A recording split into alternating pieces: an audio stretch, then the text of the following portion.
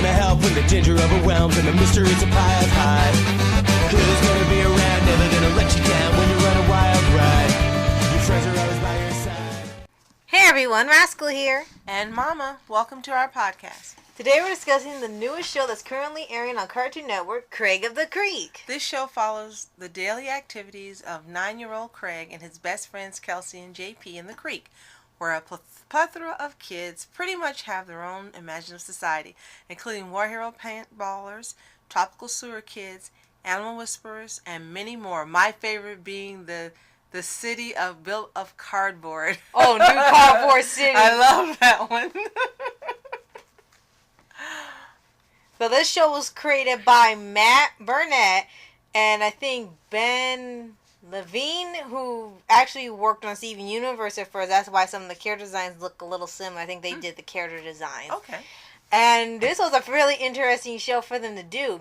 It's, even though it's not like a really high comedy like Teen Titans Go and some of the other, or KKO and some of the other shows they got on there, it still has a good balance at least of comedy, and they got the adventure, and there's just lots and lots of imagination behind it. Definitely. Which is saying a lot because besides LKKO, most of the stuff on Cartoon Network now is pretty much reboots, so it's good to see something that's original coming up on the schedule rather than Teen Titans Go for the next 30 days. Right.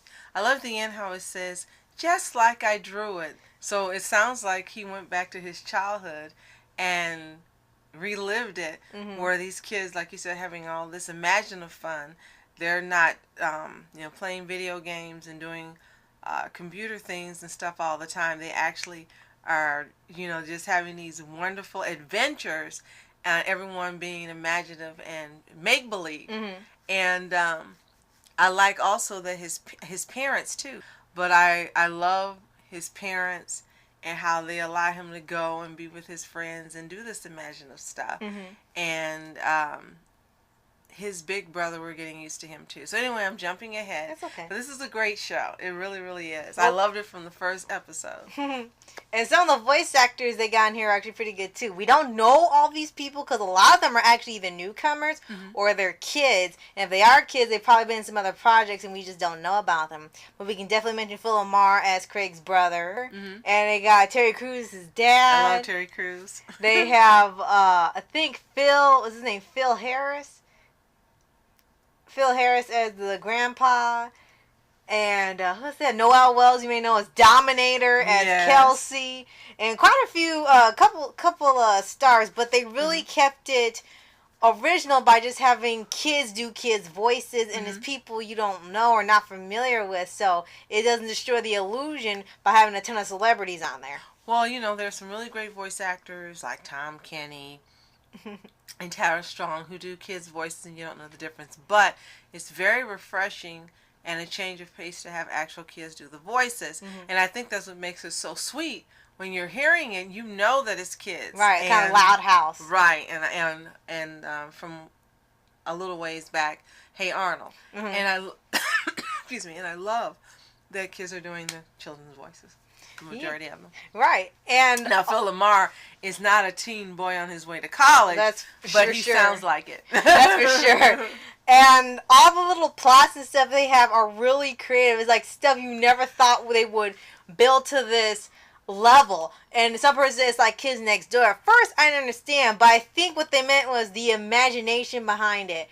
Because Kids Next Door had like these kids built these super weapons and computers and bases on the moon, and it's like these are kids 12 and under, and these kids, it doesn't go that extravagant, but it still is really creative and just really fun to watch. Like you said, the Cardboard City. I love that. Like, that's one of my favorite episodes. And they had like all the uses for cardboard, used for this and this and this and that and this and that. And like there is no way cardboard's not that durable. I remember.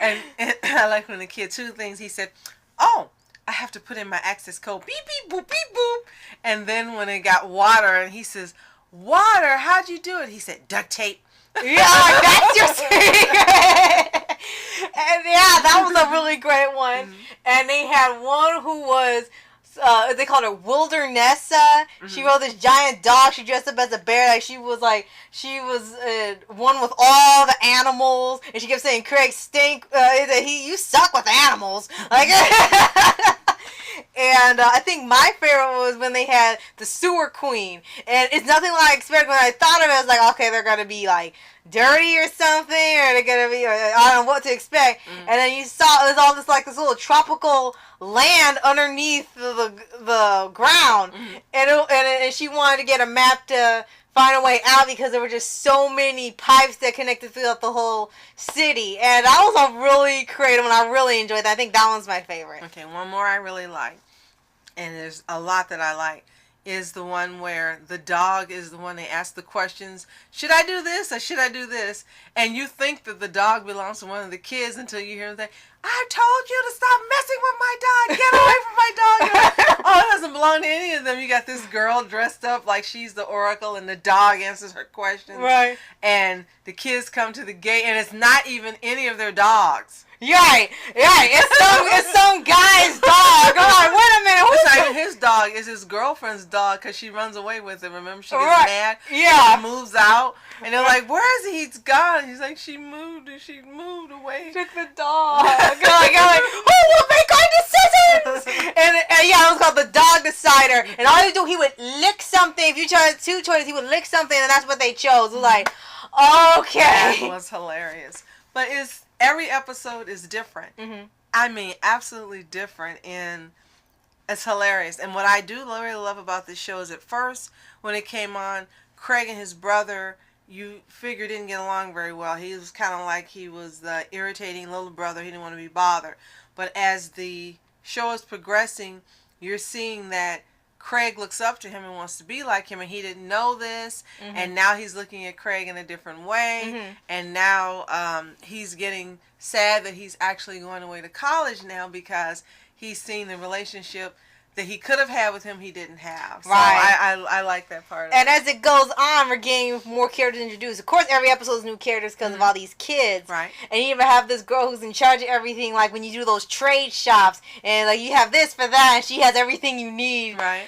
And right now, there's only like a couple episodes. It's supposed to come back in July, I guess. A couple. We've seen at least 10 15. or one. Okay. So it's more than a couple. Yeah. So they have quite a few episodes right now. But the first season isn't even finished. I think they just stopped for now. It'll be back on July 9th.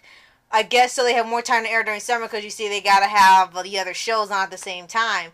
But for what we've seen so far, it's really just, like I said, just super creative. It's not, and I guess you could say it's almost regular show levels of creative. While they can do like surreal things, it's still based in reality, and it's still able to do all these things you never would have thought, even if you were a little kid at the time. It's like now, when you were a kid, you would see like the cardboard boxes as Voltron and a whole civilization. You would see animals as a whole nother planet. You would see the sewer as your own private world. You would see these things as a kid, and it's obviously the person behind it still held dear his memories as a kid and having fun, because he just put all this stuff or what he imagined and then make the stuff real in the show. Two things. One, Craig is a pack rat. He saves everything, every spare thing, piece of gum, everything. The treasures. And all throughout the episodes, he'll end up finding a use for something that he's found. And his mom, in one episode, tells him, you've got to get rid of some of this stuff, but he needs it all. And throughout that episode, he keeps finding a way to use these random things. They're in this, like, doctor's bag that he carries around. And then number two, if I'm not mistaken, this is the first for Cartoon Network to have an animated show that is the main character and the majority of the cast are African American. I think you're right, because as far as I know, Cartoon Network's got a lot of great shows, but of all the different versions, you've usually seen the friend is, or they're not the main character or the main star. They're the friend, the relative, or something. Yes, this is the first time we've done it. And the first African American creator we've had for this network would be Ian Jones Cordy for OKKL. Right. So it's great. It's awesome. Hopefully they have more quality animation like this. And just do Teen Titans Go a little less, and fill some more spots with some animation that appeals to others as well. Right. I mean, you can keep Teen Titans Go because they've got their fan base, but Yeah. you know, give some other stuff that Right.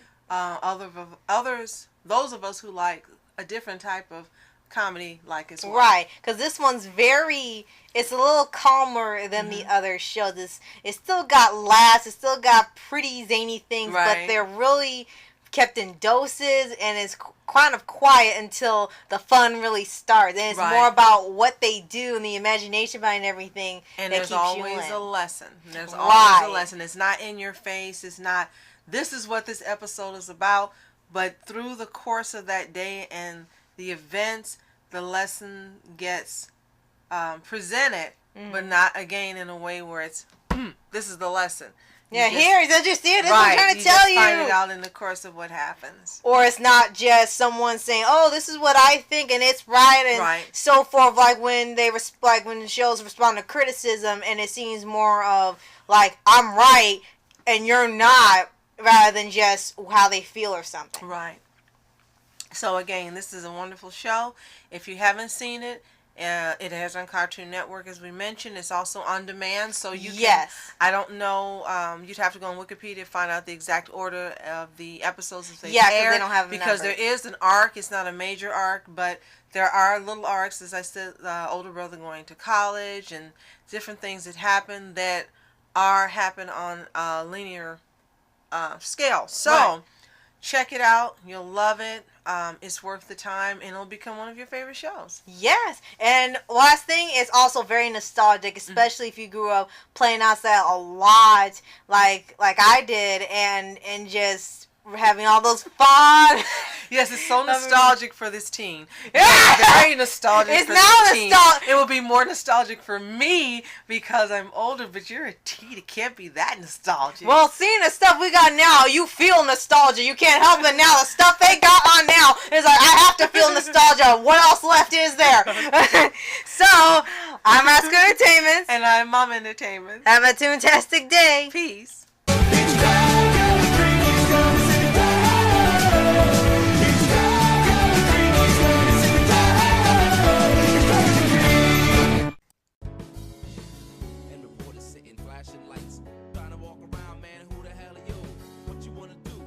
It's on you. Man, it's on you. With her in my dreams, she was my queen. A castle in the mountaintops, rivers and streams. Plucking sunlight from the sky in my pocket.